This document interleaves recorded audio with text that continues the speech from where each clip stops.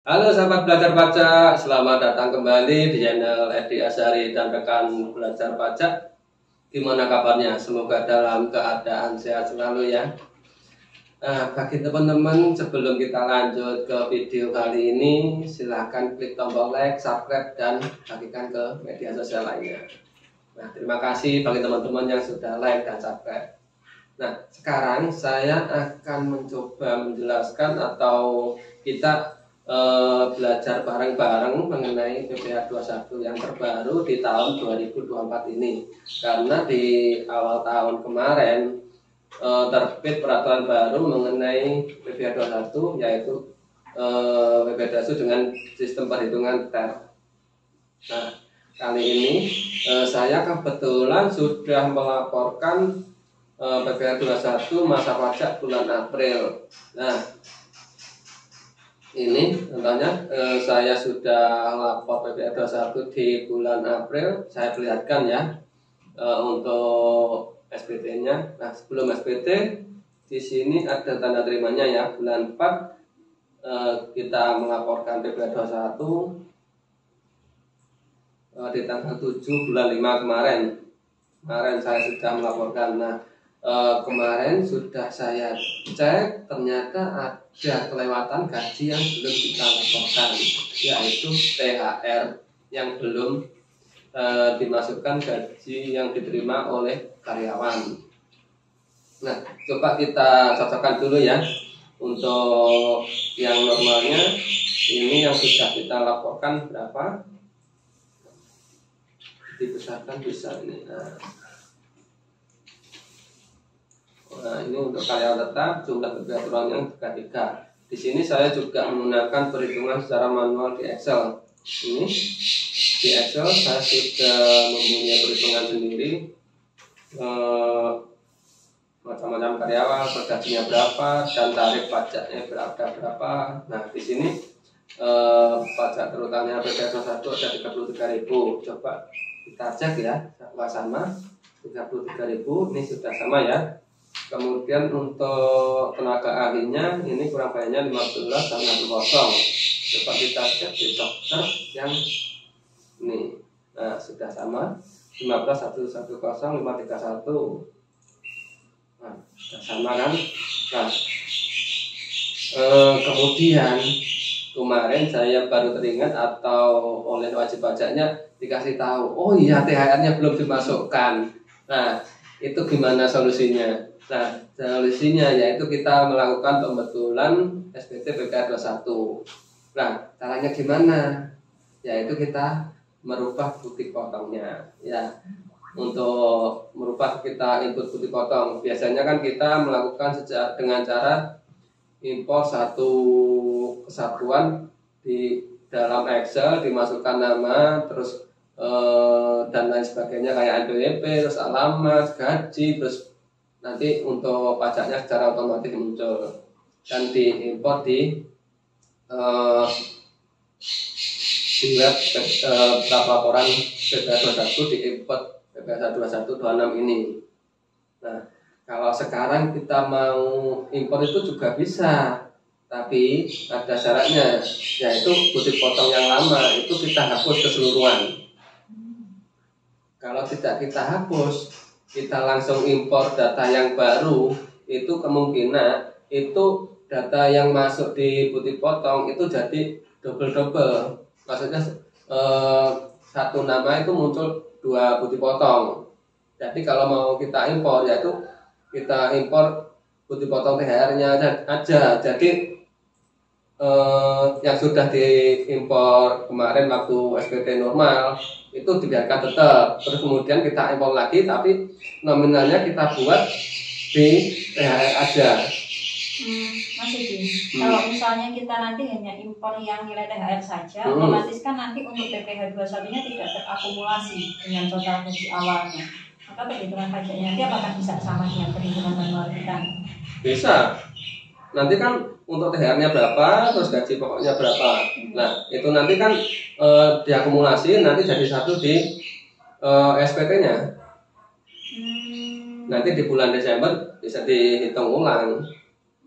Nah, istilahnya di masa Januari sampai masa November ini kita kan menggunakan satu tarif aja, yaitu satu tarif istilahnya kalau menurut saya pribadi ya, itu tarif yang mempermudahkan kita agar kemudian di kemudian hari itu tidak terjadi lebih bayar. Nah, di tahun-tahun sebelumnya itu kan banyak kasus bahwa pada waktu THR ataupun bulan biasa itu kan ada dapat gaji yang lumayan besar, terus dipotong PPh 1, terus bulan selanjutnya itu gajinya agak rendah. Nah, jadi diakumulasi selama setahun itu kita perusahaan bayarnya itu lebih. Nah, itu kebanyakan yang jadi permasalahan. Nah, sekarang dari pihak pemerintah itu kan memberikan inovasi untuk menyederhanakan tarif PPh 21 di masa Januari sampai dengan November. Nah, selanjutnya kalau kita tadi sampai di mana ya pembahasan pas dipotong? Mulai pembetulan cara uploadnya. Cara upload. Ya. Cara upload ini tadi yang pertama tadi kan THR dipisah antara THR dan gaji pokok. Ya. Nah, itu kelemahannya itu nanti bukti potongnya ada 2. Jadi nanti kita dulunya ada dua bukti potong untuk satu nama. Nah, biar jadi satu bukti potong itu caranya agak ribet. Yaitu kita edit satu persatu tiap karyawan. Jadi tidak bisa secara impor. Nah, kalau mau sederhana ya diimpor THR-nya aja. Nanti kan bukti potongnya jadi akumulasi sama yang pokoknya. Nah, kalau mau kita edit caranya seperti ini. Nah, cari di bulan 4 ya, daftar pemotongan ini. Di letaknya sudah tahu ya. Di menu bukti potong, kemudian daftar ini, kemudian kita cari kata kunci. Sini ya. Nah, kemudian scroll bawah. Nah, di sini langsung kita edit ya. Atau di mana ya? Bawah ya, Mas. Geser dulu.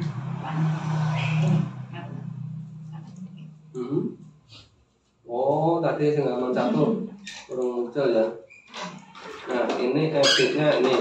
Di sini ada menu lihat, kemudian ubah dan hapus. Apabila kita mau jadikan satu, kita hapus keseluruhan. Hapusi satu sampai habis, baru kita impor ulang. Ini kan sudah diposting, tapi kan bisa dihapus ini. Iya. Nah, cara agak rumit, tapi nomor bukti potong dan lain sebagainya kan tetap seperti dulu, tapi untuk gajinya jadi satu. Tinggal kita ubah ini, klik ubah, dan klik OK, dan scroll ke bawah. Dengan tahun dan masa kan tetap nggak bisa dirubah ini. Cuma di jumlah penghasilan bisa kita rubah. Ini kan. Ini saya sambil tanya ya Mas. Jadi kemarin ada beberapa titipan pertanyaan dari teman-teman pajak juga. Jadi ketika gajinya ada tambahan THR dalam bulan bersangkutan, maka itu nanti untuk penghasilan brutonya langsung kita tambahkan ya Mas. Langsung kita tambahkan. Yang penting gaji yang kita terima pada bulan bersangkutan itu juga lihat itu hasilnya dari mana, nanti di akhir tahun baru kita pisah-pisah. Kalau menurut saya seperti itu. Tapi kita juga harus punya catatan tersendiri bahwa gaji itu rinciannya apa aja, dipotong apa aja gitu. Jadi dengan sistem TEN ini ternyata perhitungan PPh 21 termasuk THR-nya jauh lebih sederhana ya Mas. Lebih sederhana untuk bulan Januari sampai November. Tapi nanti di Desember ya tetap pakai pasal 17 penyesuaian lagi. Nanti misalkan ada lebih bayar, itu nanti untuk mengurangi pajak terutang di bulan Desember. Jadi nanti pajak Desembernya lebih ringan atau lebih besar. Tergantung gaji karyawan setiap bulannya ada berapa, terus diakumulasi, nanti total pajak terutangnya ada berapa. Gitu, tinggal mengurangi nanti. Nah, terus kalau sudah misalkan ini ya, contoh 2 juta gitu aja ya. Wis gini, terus kemudian kita klik hitung. Cuma gitu tak. Nah, ketemu PPh 1 juta, kemudian disimpan. Nah, kemudian Ini tidak saya simpan karena ini tadi sudah saya betulkan, jadi enggak ada perubahan. Kok hilang? Setting ulang lagi. Setting ulang lagi ya. Kalau sudah tetap ini enggak berubah kan? Iya. Tadi kan enggak saya simpan. Nah ini kan tadi sudah dibetulkan menurut yang pembetulan ini. Gaji pokok tambahan THR totalnya segini, kemudian pajak terutangnya ini untuk karyawan, kemudian tenaga ahlinya ini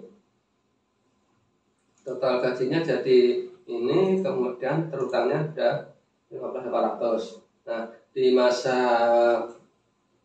April yang sudah kita bayarkan kok Januari ya, salah ya, April kan ya. Nah yang sudah bayar ini sekian, dan kemudian ini perhitungan manualnya kurang bayarnya jadi 7.500. Nah coba kita cek sesudah kita posting ya, ini kan sudah saya betulkan tadi, kemudian kita cek di SPT masa ya, kemudian kita pilih tahun. Tadi kan sudah diposting, tinggal kita di penyiapan sini. Nah, di sini jadinya draft, kurang bayarnya langsung otomatis 7.500 kan. Nah, kemudian langsung kita lengkapi SPT-nya. Kita scroll ke bawah, kita cocokkan untuk karyawan tetap jumlah brutonya 631. Coba kita cocokkan. Untuk yang tadi yang diupload masih yang dapat THR saja Mas. Oh, yang dapat THR. Ya, jadi sudah terhitung. Gitu. Jadi kita ngecek yang berutang pajaknya aja dulu. Jadi 69,8787. Nah, ini sudah sama kan? Kemudian untuk tenaga ahlinya, nah ini 15.810. Ini dokter 15.810 531. Sudah sama kan? Kemudian kita scroll ke bawah, kita lihat. Nah, di sini ada keterangannya BPA 21 yang kurang disetor pada SPT yang dibetulkan sejumlah 15 juta. Ini kan 427. Nah, ini yang sudah dilaporkan tadi. Kemudian kurang bayarnya jadi 7.500. Nah, apabila ada kelebihan bisa kita kompensasikan ke masa pajak selanjutnya atau masa pajak yang ditunjuk. Nah, ke bawah tinggal kita simpan. Nah, untuk pembayaran bisa kita langsung ambil di sini, perekaman bukti penyetoran tahun 24 masa April langsung pajak. Scroll ke bawah, nah ini kan sudah dibayarkan. Kita scroll ke bawah, ada dua. Yang bawah Mas. Ini apa tuh? Itu rinciannya yang tadi. Rincian. Billingnya ada di bawah. Oh, rinciannya karyawan tetap sama kontrak. Ya, tetap sama tenaga ahli. Ya. Nah, kemudian di sini, nah ini kan sudah muncul ya, kurang bayarnya 7.500. Kita scroll ke bawah. Billingnya ada di ringkasan. Billingnya dari ringkasan, tinggal kita cetak. Oke. Ini aja. Simple. Mas Edi, beberapa waktu lalu ketika saya sharing dengan teman-teman yang mungkin bekerja di bidang pajak juga, beberapa dari mereka itu ada yang merasa kayak takut ketika melakukan pembetulan. Jadi beberapa dari mereka lebih memilih untuk biarin salah, jadi tidak usah melakukan pembetulan. Padahal pembetulan dalam perpajakan itu hal yang boleh dan biasa ya. Boleh, nggak apa-apa, asalkan tidak menyalahi peraturan yang berlaku, nggak masalah kalau kita melakukan pembetulan. Nah, kebanyakan kan melakukan pembetulan itu takut dan biarinlah seperti sekarang. Nah, yang saya khawatirkan kalau tidak kita betulkan nanti kemudian hari ditagih dan melakukan pembayaran. Nah, jangka waktu pembayaran dengan kewajiban yang harus dibayarkan sesuai dengan bulan yang diwajibkan pembayaran. Nah, itu kan tertimbul keterlambatan bayar. Nah, itu sanksinya kan lebih tinggi. Nah, di situ kalau kita takut melakukan pembetulan, nah entar-entar aja lah, biar yang penting sudah lapor, biarkan sudah. Biasanya seperti itu. Jadi aman untuk saat ini. Kalau nanti ke belakangnya pasti ada tagihan lagi. Jadi ada terlambat bayar untuk PPh 21 ini, dan untuk semua masa pajak sih kalau menurut saya, kalau ada kita lihat ada kesalahan ya langsung kita betulkan, berhubung yang penting kita melaporkan yang betul. Jadi mungkin sahabat baca nggak perlu takut lagi ya untuk melakukan pembetulan ketika mungkin ada indikasi kesalahan ketika kita melakukan pelaporan. Ya kalau misalkan melakukan pembetulan tidak mengalami kurang bayar ya nggak apa-apa dilakukan pembetulan belakangan. Tapi kalau ada pembayaran lebih baik dibetulkan sekarang dan sanksinya lebih ringan. Nah kebetulan kan ini untuk PPh 21 yang saya lakukan pembetulan itu kan masa pajak bulan April. Dan untuk pembayaran itu kan paling lambat tanggal 10 bulan berikutnya. Jadi tanggal 10 bulan Mei. Nah sekarang kan masih tanggal 8, jadi kan masih ada waktu 2 hari, jadi tidak terkena sanksi administrasi. Meminimalisir sanksi. Betul, untuk meminimalisir sanksi. Nah seperti itu. Apa ada yang ditanyakan lagi? Jadi ini ketika billing sudah kita cetak, kita unduh, bisa langsung dibayar seperti biasa ya Mas? Bisa langsung dibayarkan. Di sini kan muncul untuk kode billingnya di sini. Ini kode billingnya di rumah sakitnya. Jadi ternyata semudah itu untuk melakukan pembetulan. Mungkin sahabat-sahabat pajak yang nanti ada temannya yang juga kebingungan untuk melakukan pembetulan, bisa cek channel ini ya, Edi Azhari dan rekan belajar pajak. Ya, terima kasih untuk semuanya. Nah, demikian penjelasan dari kami. Mungkin dari teman-teman masih bingung atau penasaran, silakan tanya di link terkait atau di nomor di bawah ini ya. Nanti untuk teman-teman bisa saling sharing.